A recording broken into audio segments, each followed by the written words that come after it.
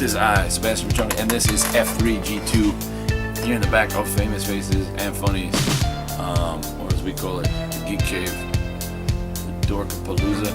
We don't really call it that. I just feel like giving it a name. Good name. Does this make me look like Steven Amell? No. He is the boxing glove arrow. I was happy. Thanks, Turn. Don't go without it. Maybe Steven Amell after a long bender. I'm going to try and be quick with these reviews, which naturally guarantees this is going to run long. Yup. That's the way it works. Alright. Spider-Verse. Amazing Spider-Man number 2. Is good. There are some great moments. Unfortunately, much like all of Spider-Verse, it hasn't been a cohesive story yet. It's a whole lot of vignettes, and this is really just a whole lot of every couple of panels. A handful of characters leave to go be in one of the spin-off mini-series that's going with it.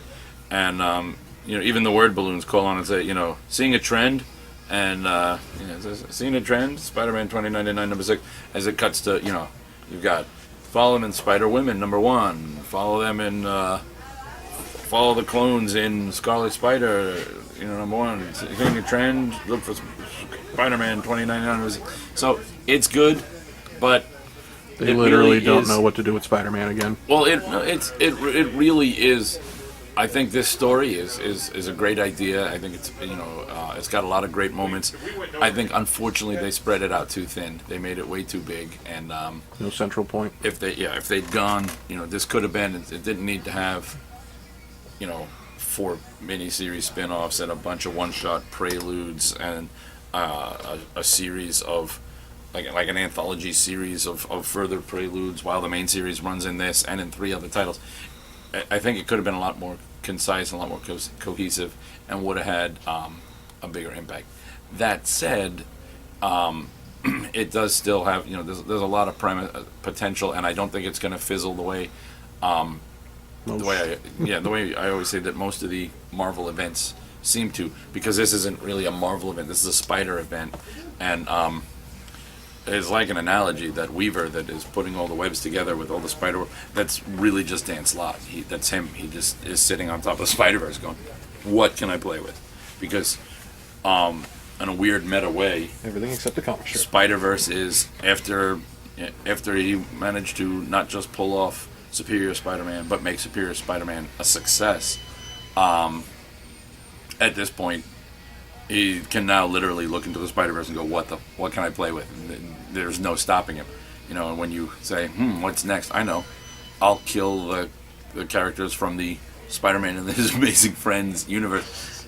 There's no stopping. He's pretty much, he is the Weaver. He is the other. He is Dan Slott. And it works. I'm not faulting him on that. I'm liking the stuff. It's just, I think there's a little spread to it. Also, oddly enough, I loved Superior Spider-Man. Now that Peter is back and they're kind of standing next to each other within this timeline convergence thing, Superior Spider-Man looks a lot more like a dick than I remember. Because next to Spidey, he's just a lot less like him. Spider-Woman number 1 was good. Suffered a lot of the same exact thing. Most of this issue, it's called Spider-Woman number 1. The cover is Spider-Woman and Silk. Silk's gone by the end of the first issue to go be set up in her, to do this and then get her own book. Really, Spider-Woman's number 1 issue is it's a 0 issue. It should have just started with number 2, because this is just another stepping stone leading to the Spider-Verse, stuff that's going on. So it was good. I love Dennis Hopeless. That's why I even bothered checking this out. Because Spider-Woman is it this time? It's like all of them. It's it's the original Spider-Woman, but there's also Silk and there's also several other spiders. And but by the end, it's issue number 2 will be the real Spider-Woman number 1, because up till now it's been every part of them. Wonder Woman number 36, the first of the Finch and Finch Wonder Woman. Was good, not great. I really loved the first 35 issues. I loved the Azazello and Chang. Azrael, so good. I love theirs, and this was good. Little more traditional, jumps right in with a lot of intrigue. And I know that we all know David Finch, but what's his wife's name? Where the hell's the title page? Comic book. They've been at the end lately. They put them wherever the hell they feel like. It depends on what mood they're in. Just so that you can never know at any given point where the hell it's going to be. At least not readily. Meredith Finch, David Finch's wife, first time writing a comic. First time out. Well played, miss. Well played. I'll give it a few more issues to see where it's settled, but it's, artwork is gorgeous and the story is not bad. Even wasn't, for a first time writer and for such a more traditional take than what we just came out of, it was a lot smoother of a transition than I would have thought. They really did their homework, and it really is a next issue. It's not like sometimes somebody it's not quite the Forget what happened before. yeah, it's not quite. I was headed north on I-95, and suddenly I was coming out of a wormhole in a whole nother galaxy, and my intestines were on the outside. That that the Batgirl transition was. This was just kind of, and I'm heading north, and whoa, you see that? No, okay, looks good. And we kept going. There was some kind of bump in the road, but not a significant one. Swamp Thing shows up. Still nursing a grudge with Aquaman. The Justice League shows up. Finch's Wonder Woman is both hard and soft.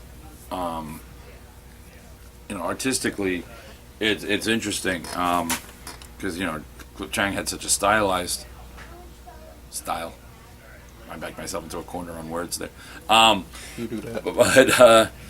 But she's very soft at times, very youthful, but also very very warrior proud.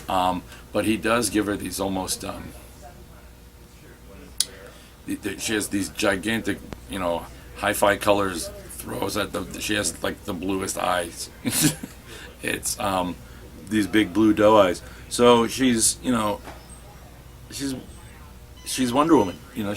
She's beautiful and powerful and She's an Amazon princess. and tough, but soft enough looking that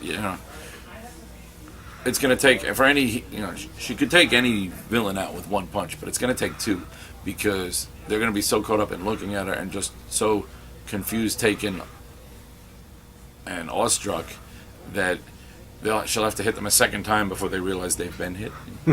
Like Hitchhiker's Guide thing. Zaphod was so surprised. They had to hit him twice before he fell down.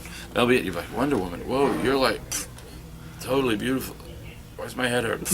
Oh yeah. It's like Batman Eternal number 32. Gorgeous. This was Faye Bach in there. That explains it. It is so gorgeous.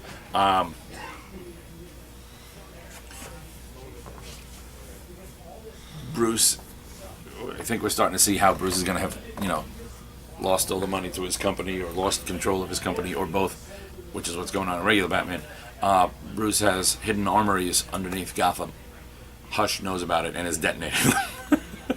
So, and has revealed the information that they're all stocked by Wayne Tech and as part of Bruce Wayne's partnership with Batman Inc. So, if you ever wondered if anything good could come out of a plan basically concocted by Bruce Wayne and Grant Morrison, the answer is no. No, that shit will come and bite you. Oh, Bruce, you listen to the crazy Scotsman. This is your own fault. This is your own damn fault. Really, really good, though. Still really loving Batman Eternal and all things Batman in the Batverse. Daredevil, man, what up here? Issue 10. It's Daredevil versus the Purple Man versus the Purple Children. Still going on? Really good. Mark Waid and Chris Samney just do this like nobody else's business, which is why I'm heartbroken that the new solicits for the February issue says that they're in their final arc on this. And I'm like, what? I can't imagine wanting to read anybody else's Daredevil. So I am saddened. But yeah, this is really good. You should check all of these out. It's just great. He manages to throw in all the old Daredevil sensibilities and a lot of old Daredevil characters. He likes things like the Owl, and he's used Stilt Man, and he's used the Purple Man, but it's all fresh and new. Earth 2 World's End number 7 is okay, but it's losing me. It was bound to happen. Earth 2 was my favorite of the new. Yeah, Earth 2 was my favorite of the new 52 books. Yeah. And it survived. They went from Robinson writing it to whatever his name is that writes the one based on the video game where everybody fights. Injustice. Yeah. And they both did a great job. So sooner or later, they had to make a switch that was going to go, and these writers just aren't doing it for me. And Well, at least this issue. It is there's weekly. a lot of stuff happening that just feels like, no matter how, the great thing about Earth 2 up till now has been, Earth 2 was so refreshing. It was actually new in the new 52. Complete reset. Nothing that they did was, that there was no soft reboot. This is all concepts you're familiar with, done completely different, and you were but it all seemed refreshing. And then writers like this, well, it's organic and story based, and it was. Everything that happened, nothing's it's like watching a good movie actor where you don't see them acting, they seem natural. Everything that was happening seemed like, okay, that's a really weird choice, or that I didn't see coming at all, or holy cow, what'd they do here, or oh my god, why would you do that? But it all seemed, you didn't see the moving pieces. Now it's like, and we're gonna, it's. I can see the strings. Yeah, I can see the strings. I can see the acting. I see your lips moving. Blah, blah, blah, blah. And they're, No, you don't. it's they made Naboo's helmet a form of mother box. Huh? It's not a dimension anymore? And and just it gets married to an actual mother box, and they are consummating and are giving birth to. Jimmy Olsen is turning into a god because of he's got two merged mother boxes getting it on inside. And it just, What I'm like, the see, hell? it's like this book was like great, and then with this weekly it was like great. What was that? Jump the shark. Something just jumped me. And Justice League 36. What is the secret of the Amazovirus? Off to a good start. Lex is clearly in a panic, and partially for the right reasons, as his Amazovirus is out, and it is based on the Amazo tech, so it affects humans. Basically, it was Lex's attempt to find superpowers, but it couldn't be controlled, so people are getting like random powers. Oh, and by the way, it also kills you. So it's kind of like It's DC Online. it's the wildcard virus. It's only it's you don't get an ace or a black queen. You get an ace and a black queen. It's like, I've got powers. Dead. Hey, look, it's the death card. So that's unfortunate. And of course, everyone knows it came from Lex. So he's doing, PR. yeah, he's he's like, look, even he says outright, he's like, look, this is all my damn fault. We all know this.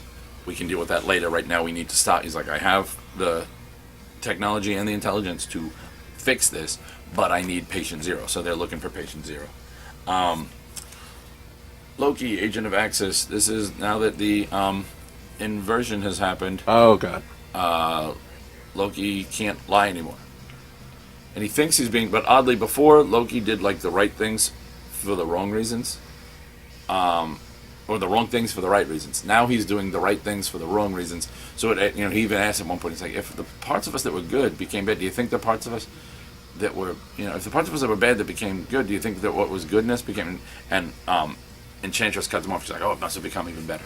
But there's an interesting, this is a deeper look. Most of the inversion stuff has been kind of meh. But this is good because it, Did something interesting with it? there was a god of lies who was trying to be good, and now there's a god of truth who's an inadvertent dick, and that was interesting. Magneto flashes back and forth between what's going on now and Magneto's relationship with Charles, and it's great as they're like best frenemies, and always have been, and it's Cullen Bunn and it's Magneto. You love it. That was number 12, by the way. Pax Americana. This is the Multiversity Pax Americana number 1, which is the Charlton world, and it really Grant Morrison's Watchmen with the Charlton characters, who the original Watchmen were based off of. Anyway, so it's like art imitating life. Imitating it's art. It's art imitating art is what it is. It's good, but it's the artwork is gorgeous. I mean, Frank Quitely, just gorgeous stuff. And I get some Ted Cord, but it's very. There's nothing about these characters that is even close to their original Charlton versions or their any incarnation of them, other than really this is the Watchmen characters dressed up as Charlton heroes, and the Question is very Rorschach, and Ted is very Night Owl, and it's just. It felt like somebody gave me something that I didn't know you wanted. Well, no, it felt like the opposite. It felt like somebody gave me a big box, like you got this, you open up Christmas morning, you open up and the box is for like that thing that you asked for, but when you open it up, that's not what's in there. That was what it had. So confused, surprised. Changes for Firestorm in Future's End number 29. Future's End number 29 continues to be hit or miss with me, and this one was a little bit of both, actually. I like Firestorm. I did have a try in order for Firestorm to be this way.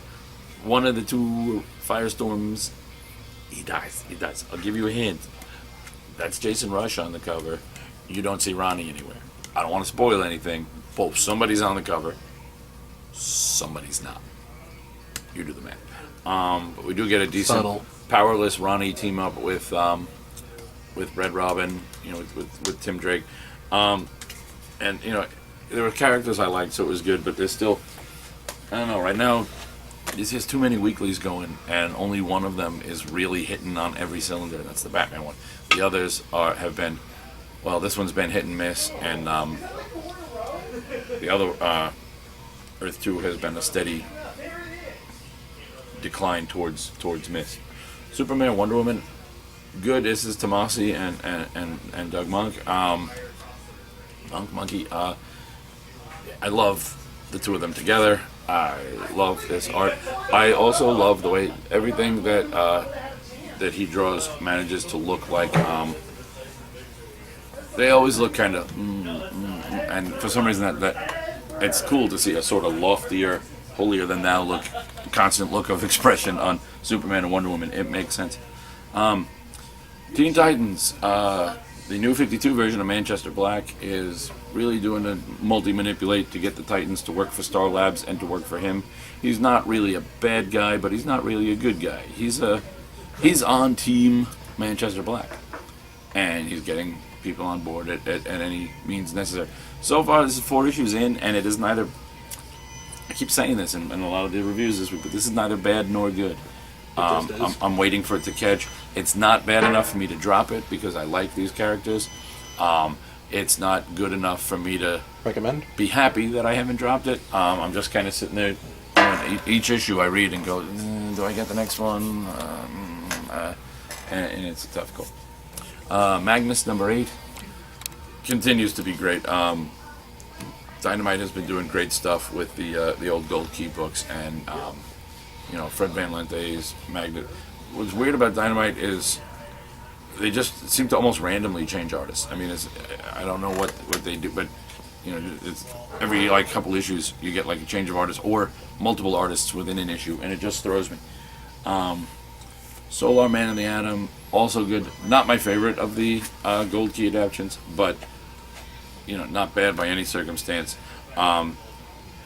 It's just a little. I don't know. I guess it's sort of the ghostly version of Solar, and his daughter is Solar, Woman of the Atom, and so you got like Solar and and like So you know, Laura. and like the Nimbus, of Obi-Wan Kenobi, original Solar, helping her out, and Terminal Hero, number 4, by Peter Milligan. This book is good. We've taken a shift from the first arc, and at first I was thinking, I'm like, I was reading this and I was like, oh, this is really, this is Great concept. This is shifted from where I was, but as it went, this was a great one. I was like, oh, what are they doing here? I'm like, oh, this isn't what I. And then oh, and boom, they had the hook was just set before I even realized what was happening. So I'll be on with that one. Supergirl number 36. She gets her little trial from the Crucible, which is like a space school for super kids. She's been recruited by Comet, who once upon a time was known as Captain Comet, but is now just Comet, and Maxima, and a lion man called Savo, because in space they would naturally call a lion guy Savo, because it's just a bizarre coincidence that Savo is the place in Africa where the two famous male man-eating lions that they based The Ghost in the Ghost in the Darkness. Darkness off of happen to take it, because Savo it's just a universal word, really. But whatever. Mostly I was interested in this because Superboy shows up, Connell, and they're going to be doing some stuff with him. So it's okay. I'm going to give it another issue to see how it goes, and mostly I'm curious more for the Superboy part than Supergirl, so I want to see where they go with that.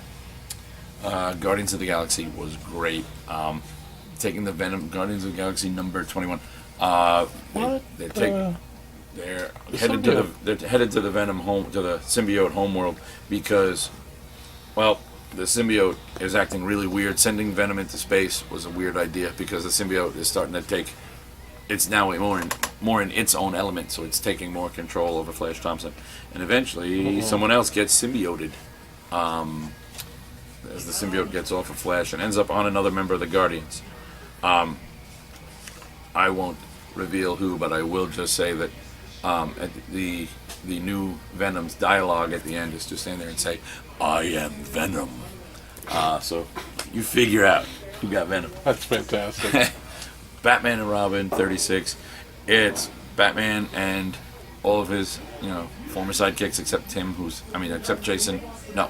Except Dick, who's still pretending to be dead. Yes. But they're all dressed in Robin-esque outfits, and they're fighting on Apocalypse, them and Cyborg, and Titus, the Robin Hound, all fighting to reclaim the body of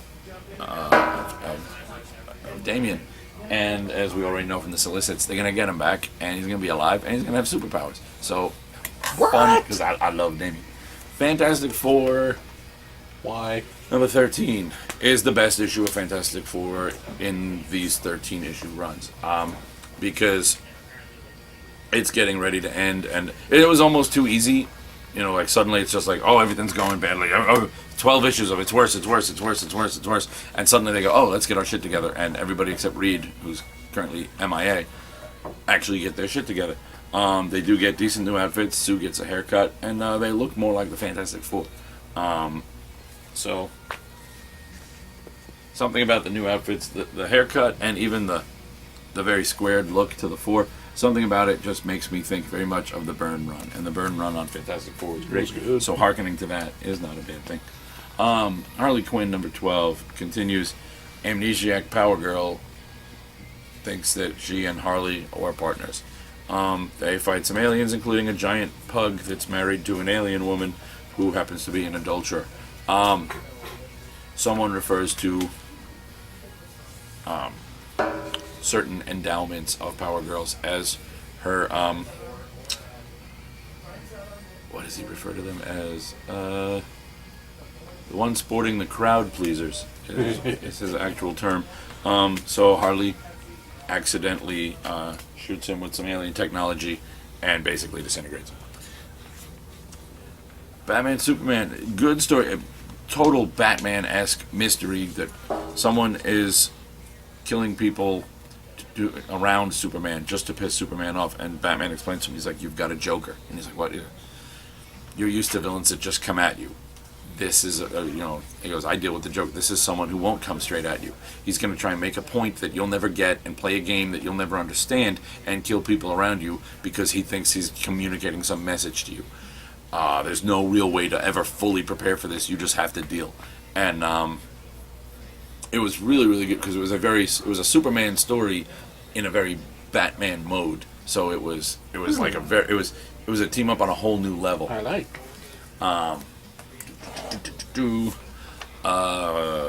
Whichever Avengers this is, I guess regular Avengers number 38 is okay. This whole time runs out thing is really either over my head or just not working for me. But this had some really great Cannonball and Sunspot moments, so that's why I even bothered to look at it. Axis, a friend of ours summed this up great last night. Is the story has been meh, but there's some great dialogue coming out of this. Inhuman number 8. Don't piss off Black Bolt. That's my message to you. Do not piss off Black Bolt. When he has words with you, you feel it. You feel it. Uncanny X-Men. They're dealing with that alpha level, omega level, whatever the ultimate level mutant is that they found that Omega. that Professor X had erased had given him a fake memory, but now that Professor X is dead, the memory his actual memory has resurfaced. So nobody can stop him. Nobody knows what to do, and Cyclops kind of steals him and goes, "Hey, humans need to learn," because Cyclops is doing his revolution. And then Magneto shows up and goes, "Nah, you're not doing this." So it's Magneto and Cyclops making a power play for the most powerful mutant ever to exist. Who's got the better shtick? Goners is cool. It's like a family Oh. Ghostbusters business that went horribly wrong in the first issue. And now it's the survivors of the family are taking on bigger and scarier monsters. Fun, dark, and very stylized art-wise.